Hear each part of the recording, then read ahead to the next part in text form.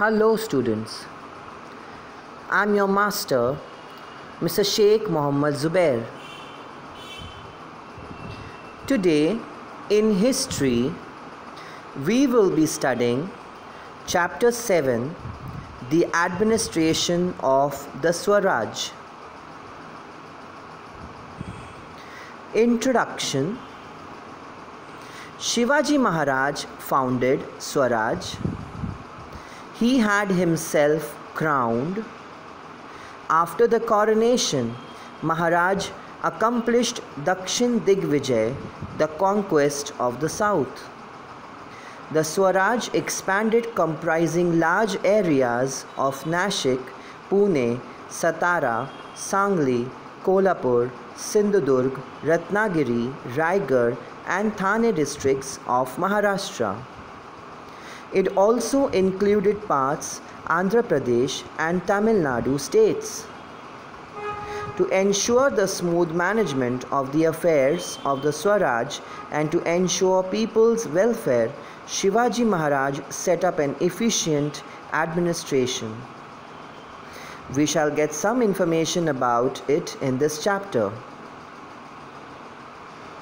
Ashtapradhan Mandal, that is the Council of 8 Ministers. This is a picture of Shivaji's Ashtapradhan Mandal. Let us learn it in detail. At the time of his coronation, Shivaji Maharaj appointed a council of 8 ministers. The administration was divided into 8 departments. A head was appointed for each department. These 8 heads of departments constituted the Ashtapradhan Mandal. Maharaj alone had the power to appoint a minister or to remove him from his position. The ministers were answerable to Maharaj for the administration of their respective departments. Shivaji Maharaj selected the council on the basis of their merit and achievements. He did not give them jagirs, watans, or gifts or fiefs. They were paid handsome salaries instead. The policy regarding agriculture.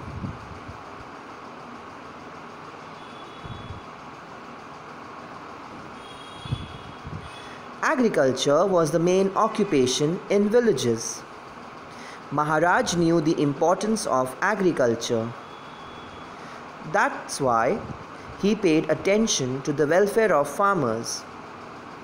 He entrusted the responsibility of organizing the land revenue system to his capable and experienced officer bearer, Annaji Datto. Let us see the picture of Annaji Datto.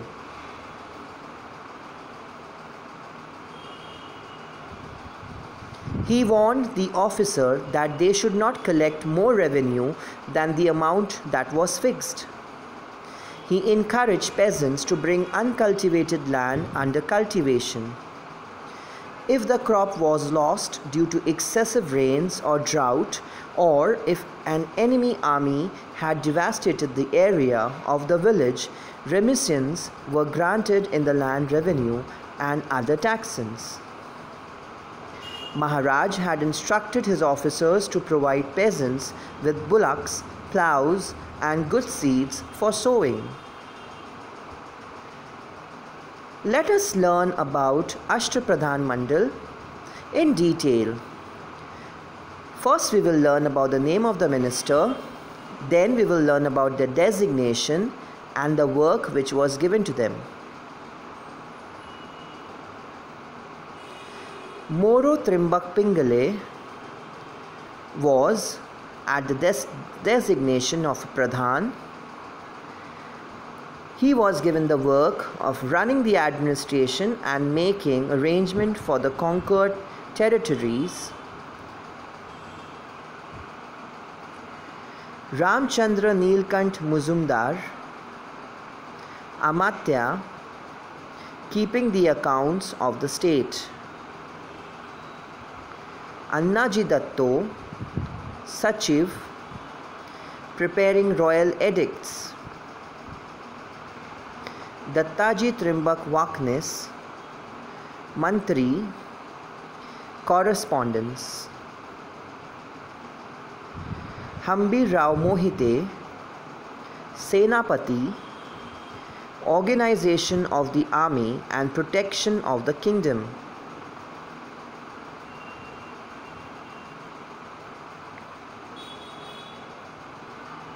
Ramchandra Trimbak Tabir, Sumant, foreign relations.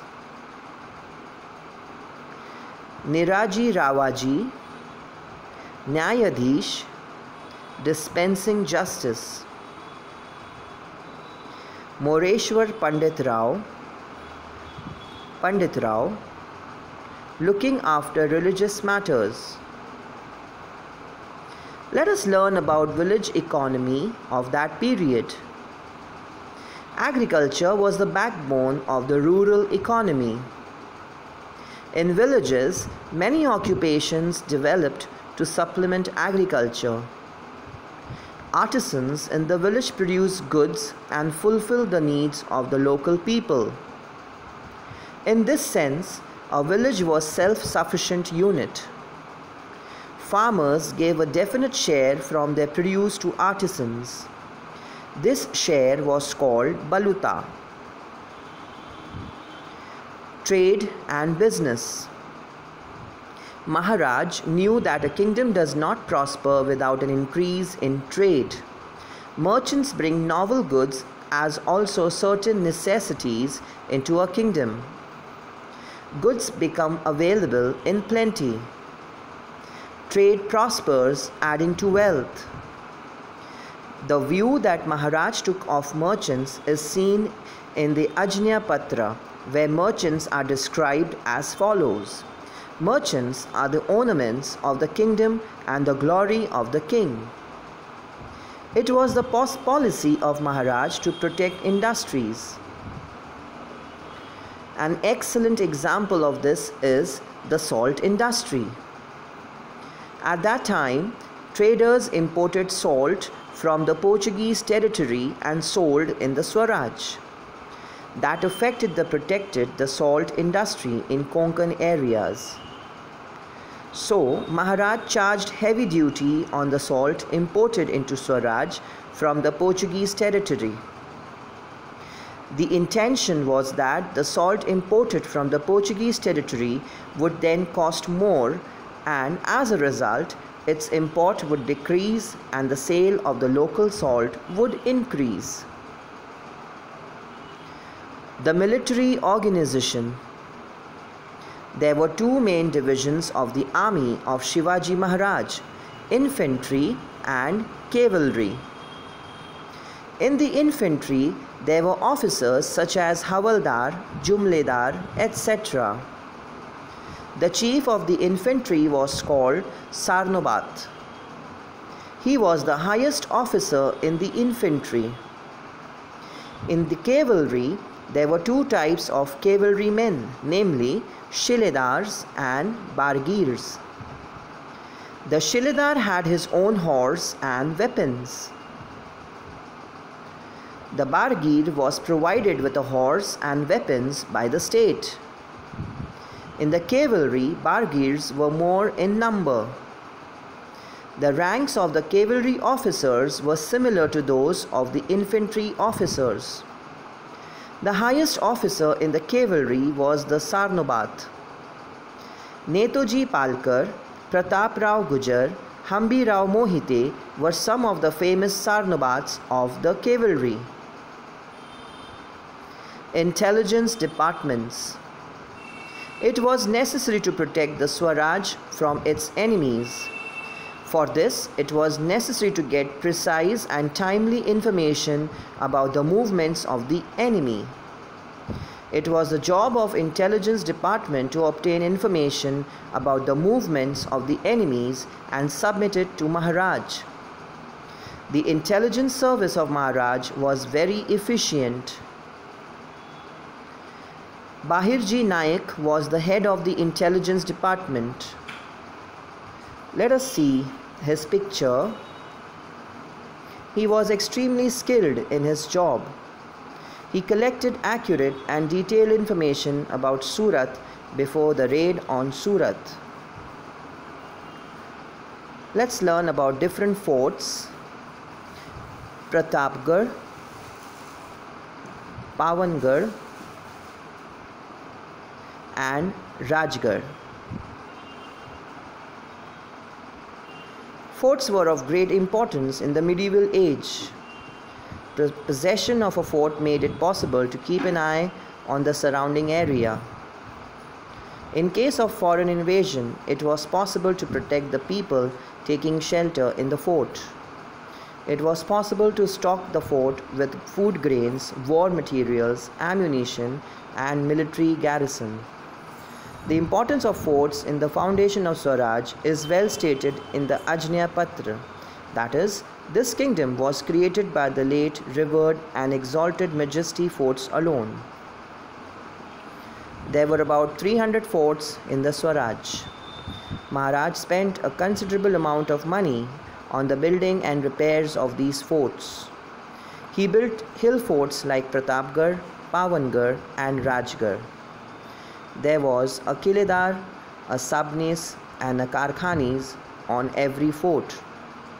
The Karkhanis looked after the storage of food grains and the maintenance of war material on the fort.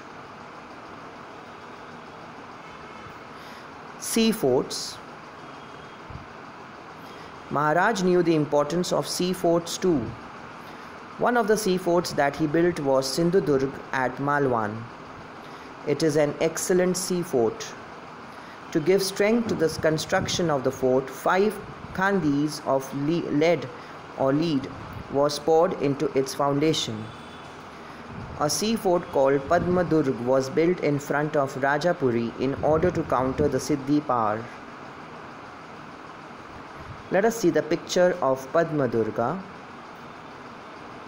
About this fort, Maharaj has said in a letter that by constructing Padmadurg, he had set up another Rajapuri to overshadow the Rajapuri of the Siddhi. Let's learn about his navy. Enemies on the west coast of India, the Portuguese of Goa, the Siddhi of Janjira, and the British factors of Surat and Rajapur created obstacles in the work of expanding the Swaraj. It was necessary to curb their activities and to protect the west coast. For this purpose, Maharaj raised a navy. He realized that the one who has a navy controls the sea. Maharaj had great foresight. There were 400 ships of various kinds in his navy. They included battleships like the Gurab, Galbat, and Pal. Let us see the picture of Gurab. And this is a picture of Galbat. Concern for the welfare of his subjects. Maharaj did not work only with the limited ambition of conquering enemy territories and establishing dominance like other things. His main objective was to make his subjects independent. He was aware that if his subjects were to really get the joy of freedom, it was necessary to have a disciplined administration, take comprehensive care of people's welfare, and protect the conquered territories. Maharaj was not merely a ruler, he was a watchful administrator who cared for his people's welfare. This is clearly seen in his administration of the state. Children, this is a short exercise which you are supposed to do in your notebooks. Please complete your answers in your own words and keep it ready before the school reopens. Once we begin with school, respective subject teachers will take your books for corrections. I hope by this presentation you have understood the chapter easily. Thank you and God bless.